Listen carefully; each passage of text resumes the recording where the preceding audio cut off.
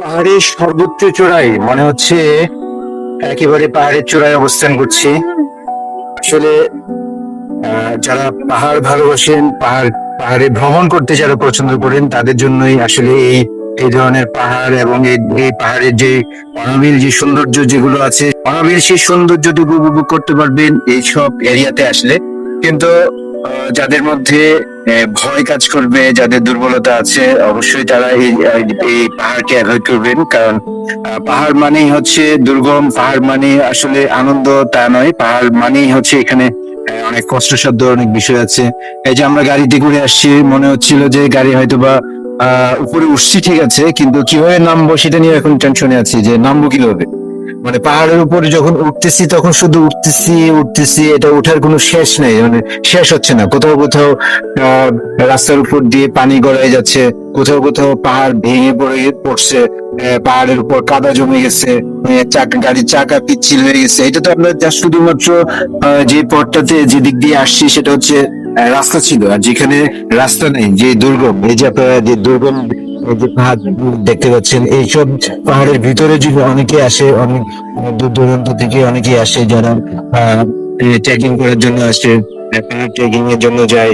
তাদের জন্য তো আসলে এই দুর্গম এরিয়াতে যারা যায় তাদের জন্য আরো অত্যন্ত রিস্কি এবং অত্যন্ত ভয়ানক একটা বিষয়।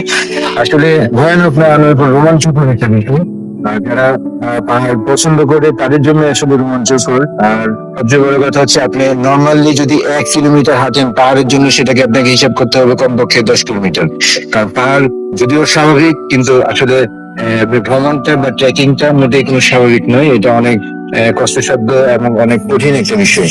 এখানে আপনাকে অল্প একটু একটু হাঁটবেন, মনে হবে যে আপনাকে অনেক দূর হাঁটতেছেন, অনেক অনেক দূর উঠে গেছেন। একটা পাহাড় অল্প একটু, মাত্র 100 মিটার সামনে আগেছেন, কিন্তু মনে হবে যে আপনি কয়েক কিলোমিটার পর আগে গেছেন। একটু পরে পাহাড়ের উপর উঠার পরে আপনি আর নড়তে পারতেছেন না, আর আপনি মুভ করতে পারতেছেন না। আসলে অনেক কঠিন, পাহাড় অনেক কঠিন। বিশেষ করে যদি বৃষ্টির মৌসুম হয়ে থাকে, তাহলে বৃষ্টির মৌসুমটাতে আরো বেশি কঠিন। পাহাড় পিচ্ছিল থাকে। তারপর হচ্ছে যোগাযোগ ব্যবস্থার ক্ষেত্রে অনেক ঘাটতি থাকে। সব মিলে আসলে পাহাড় যেমন দুর্গম, যেমন রোমাঞ্চকর, ঠিক তেমন আনন্দদায়ক। আলহামদুলিল্লাহ, অনেক অনেক উঁচুতে উঠেছি। কতটুকু উঁচুতে উঠেছি এটার কোনো পরিমাপ নেই, যেহেতু এখানে কোনো মাপার কোনো মাপঝোপ নাই। প্রিয় দর্শক, আপনাদেরকে দেখাতে পারছি কিনা জানি না। আমরা দাঁড়িয়ে আছি নিচে পাহাড়ের উপরে। এই যে চারিদিকে শুধু মেঘ, সাদা সাদা মেঘ। যে অংশগুলো দেখতে পাচ্ছেন এগুলো হচ্ছে সাদা মেঘ। এতটা উপরে উঠেছি যে আসলে উঠতে উঠতে ভয়ে আমাদের সাথে যারা ছিলেন অনেকটা ভয় পেয়ে গেছেন। এটা একটা ভিউ পয়েন্ট, আমরা রাইট নাও অবস্থান করছি একটা ভিউ পয়েন্টে। এই যে এখানে কিছু যখন এই রুটটি যখন কাজ করে, সেনাবাহিনী যখন এই রাস্তার কাজ করে, তখন এখানে মানুষজনকে বসার কিংবা কিছু দর্শনার্থী আসবেন তাদের জন্য একটু বসার একটি স্থান করেছেন। এই যে আপনাদেরকে দেখাচ্ছি, এটা অন্য পাশের আরেকটা ভিউ। এই যে দেখুন পুরা আকাশ মেঘাচ্ছন্ন, আকাশ মেঘাচ্ছন্ন না, এই পাশে আসলে এই যে দেখুন সূর্য।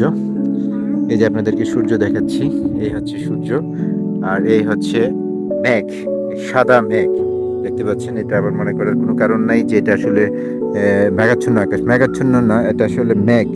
মেঘের উপর অবস্থান করছি। এটা হচ্ছে আলীকদম থেকে নাইক্ষ্যংছড়ি রুট। আলীকদম থেকে নাইক্ষ্যংছড়ি রুট যেতে যে রুটটি তৈরি হচ্ছে, নতুন করে যে রুটটি তৈরি হচ্ছে, সেই রুটের একটি স্থানে আমরা অবস্থান করছি এই মুহূর্তে। প্রিয় দর্শক, থাকুন আমাদের সাথে। অসাধারণ সুন্দর প্রাকৃতিক ভিউ। এই ভিউটি যদিও এই রুটটি এখনও সেনাবাহিনী হাতে নিয়ন্ত্রিত, এখনও সাধারণ মানুষের জন্য উন্মুক্ত করে দেওয়া হয়নি। যেহেতু আমরা আলীকদমের অধিবাসী, সেই হিসাবে আমরা আসলে এই রুটটিতে আসার সুযোগ পেয়েছি।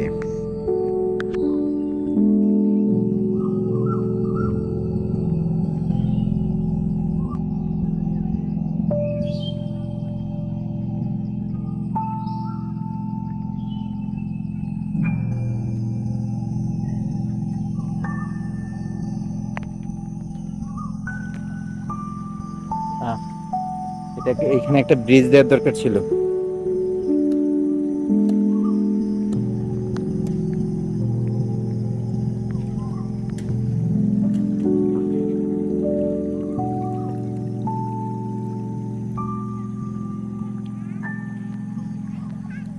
পানি ঠান্ডা, তাই নাকি? যাও, দেখছো?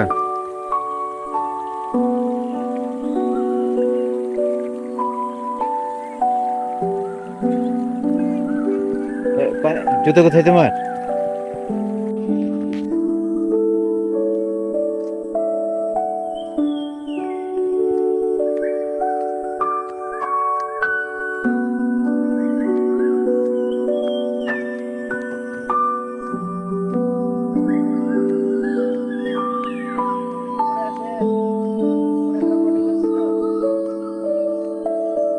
পড়ে যাবা, সাবধান, এগুলো কিন্তু ইয়া হয়ে গেছে।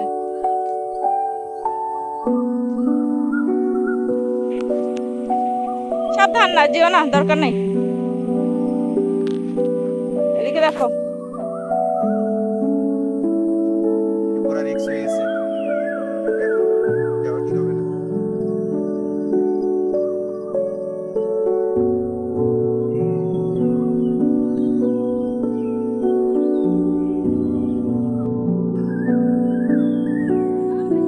এই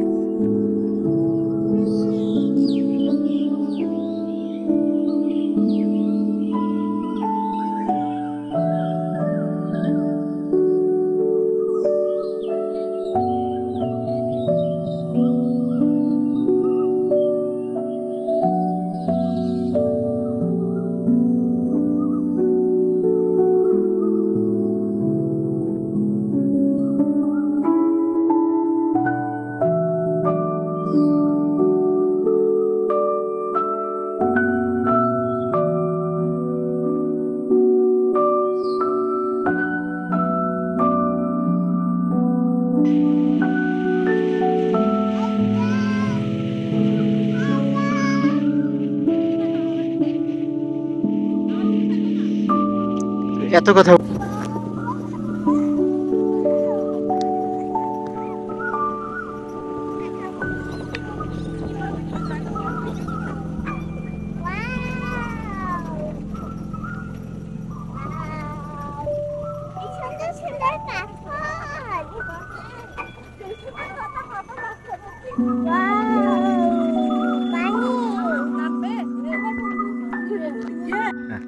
এই ম্যাগগুলো মাত্র নামতেছে, একটুখানি অপেক্ষা করলে, আর 10-15 মিনিট অপেক্ষা করলে ম্যাগগুলো এদিকে চলে আসতো।